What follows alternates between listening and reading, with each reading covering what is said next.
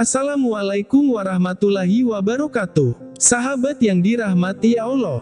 Siapa sangka jika menghadapi istri yang galak menjadi pintu bagi hamba-hamba Allah untuk mendapat kedudukan spiritual tinggi di sisinya. Bahkan, sejumlah tokoh sufi terkemuka sengaja memilih teman hidup yang galak. Hal itu dilakukan untuk menguji kesabaran. Setiap hari menerima omelan, bahkan kekerasan fisik. Kita yang orang awam mungkin menganggapnya aneh, tapi tidak bagi para salik yang sedang mencari ridha Allah Subhanahu wa Ta'ala. Ka'ab al-Ahbar pernah menyampaikan, suami yang sabar menghadapi istri galak, Allah akan memberinya ganjaran senilai pahala yang dianugerahkan kepada Nabi Ayub alaihissalam, dan istri yang sabar atas perlakuan kasar suaminya, ia akan mendapat ganjaran senilai pahala yang telah diberikan kepada Asiyah binti Muzahim istri Firaun. Senada, Imam Al-Ghazali pernah mengatakan, bersabar menghadapi pasangan hidup mampu melatih pengendalian hawa nafsu, meredam amarah, dan mendidik moral. Sebab, orang yang hanya menyendiri atau selalu bersama orang-orang saleh, sifat-sifat buruk dalam dirinya tidak akan terdidik, dan aib akhlaknya tidak akan terbuka. Maka, orang yang menempuh jalan akhirat harus melatih dirinya dengan bersinggungan hal-hal demikian, demi melatih kesabaran. Dengan begitu, ia akan memiliki moral luhur, hati yang selalu ridha, dan terbebas dari sifat-sifat hati yang tercela. Kitab Safahatun min Ahbaril Anbiya wal Ulama wal Auliya wal Hukama fish Sabri, ala Zaujati wal Hilmi alaihim, karangan Yusuf Abjik As-Susi. Pesan Ka'ab al-Ahbar dan Imam Al-Ghazali bukan melegalkan KDRT, akan tetapi, menegaskan bahwa rumah tangga sudah semestinya menjadi madrasah takwa, agar baik pihak laki-laki maupun perempuan menjadi pribadi yang lebih dewasa serta tangguh dalam menjalani hidup. Kesabaran Syekh Ahmad Ar-Rifai hadapi istri galak. Nama Syekh Ahmad Ar-Rifai mungkin tidak asing lagi.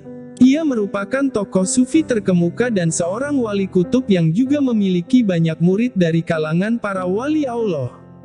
Namun siapa sangka jika di balik nama besarnya ada sosok istri galak yang terus mengomeli dan memukulinya. Bagaimana Syekh Ar-Rifai menyikapi istrinya yang galak?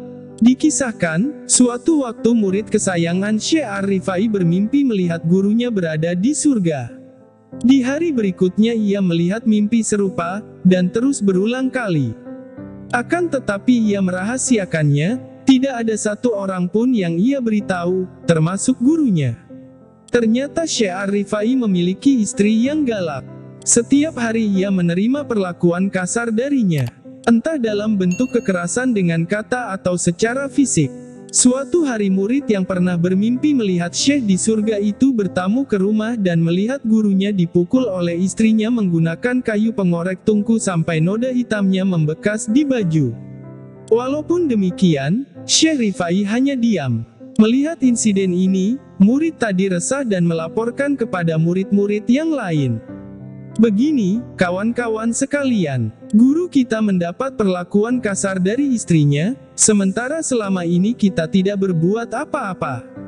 Kemudian terbesit dalam pikiran mereka agar guru menceraikan istrinya.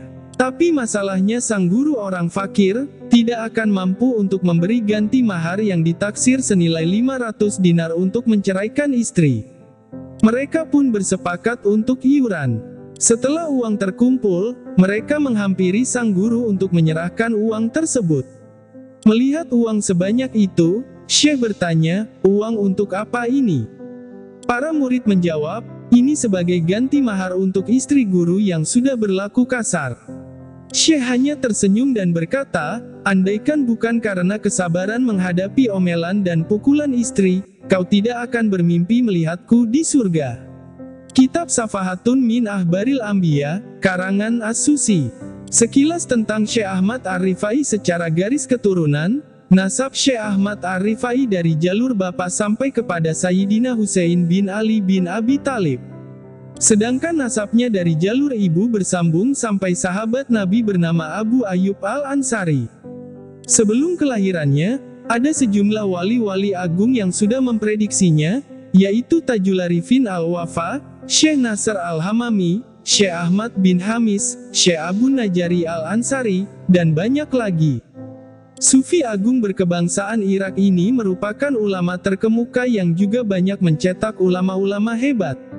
Di antara murid-muridnya adalah Syekh Abu Syuja, penulis matan takrib, Syekh Umar Abul Faraj Izzuddin Al-Farutsi Al-Wasiti, seorang ahli hadits, Syekh Abu Zakaria Al-Atsqalani, Syekh Abul Fat Al-Wasiti, Syekh Abul Muwali Badruddin Al-Akuli, Syekh Hasan Ar-Rai, Syekh Jamaluddin Al-Hatib, dan masih banyak lagi.